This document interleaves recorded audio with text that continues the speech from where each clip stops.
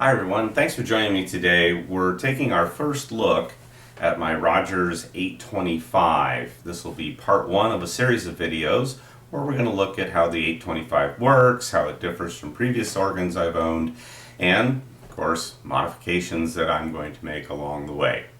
Now, when we first look at the 825, we notice it's a draw knob console. It has lighted draw knobs. The coupler rail and general settings are on a tilt tab. And then we have two keyboards. The keyboards on this organ are wood core keyboards. They feel very nice when you play them.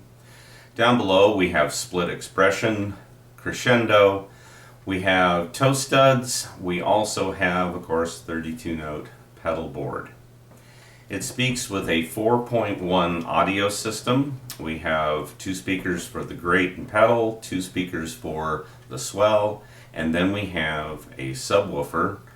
We can also enhance the swell reed channel with this specialty speaker, this horn speaker that uses a JBL driver and a special shaping horn.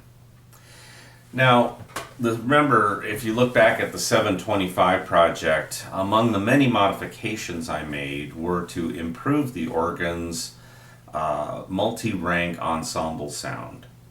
The 725 only had the main generator, and so all the sounds were derived from that main generator.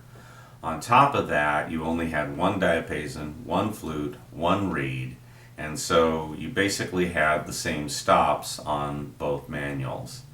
This organ, on the other hand, has the main generator as well as what's called an ensemble generator, and so right away we have an improved ensemble. It also has additional filter keying cards which allow us to have a slightly different flute sound on the swell as on the grate, and same thing with the diapason and the reeds. Plus, the source for those sounds is split between the main generator and the ensemble generator. To further enhance the organ's ensemble characteristic, it of course has built-in chorus. And in this case, it has multiple choruses that can all be set at different depths and different speeds, so that we really have a fairly realistic random motion effect. The thing that I did right away on this instrument was to stair-step the tuning. So what we do is on the main generator, we take our center octave, we leave that at 0, and then each octave, C to C, C to B, we take it going down 1 cent per octave for 2 octaves, and then we carry it down to the bottom. And then on the other direction, when we're going up, we take it up 1 cent each octave until we get to 2 cents, and then carry that up all the way. What this does is that the stops at different pitches, so you have your 8-foot stops, which are concert pitch, and then your 4-foot stops, which are octave pitch, and your 16-foot stops, which are sub-octave pitch, all of those will be offset a little bit no matter where you are on the keyboard. So this inserts a natural chorus effect.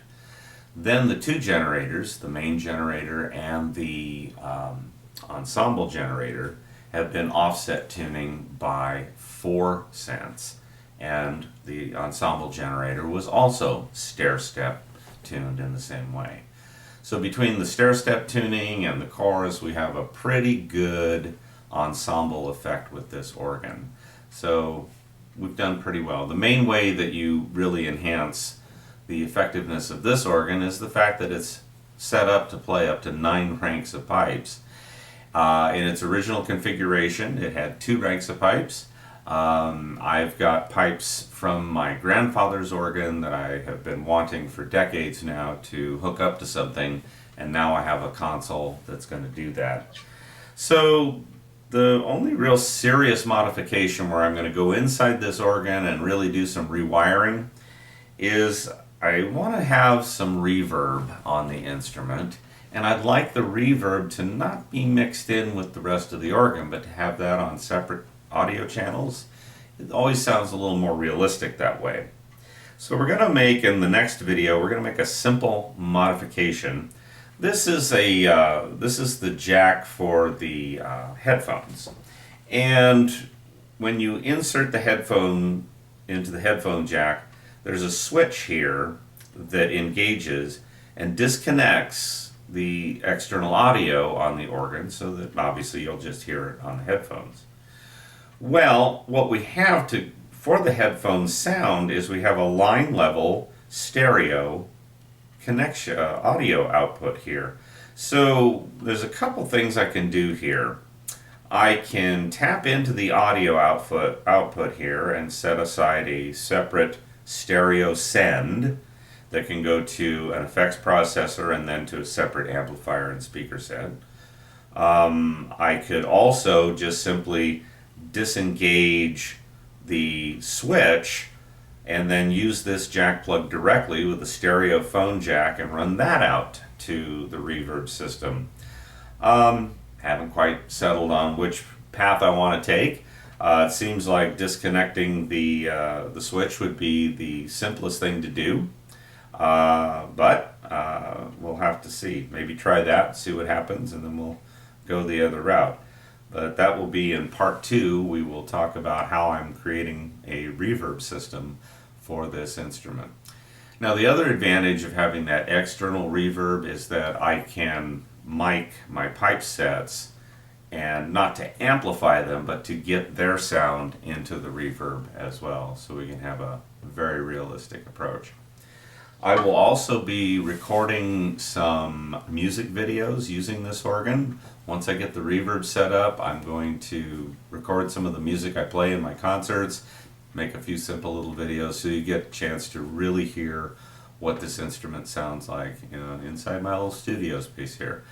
If you're enjoying my videos, please be sure to subscribe to my YouTube channel. Also, pay a visit over to my Patreon page where you can get exclusive content, and of course, connect with me on Facebook at Tony I, the Organ Guy. Thanks for watching today. We'll see you next time.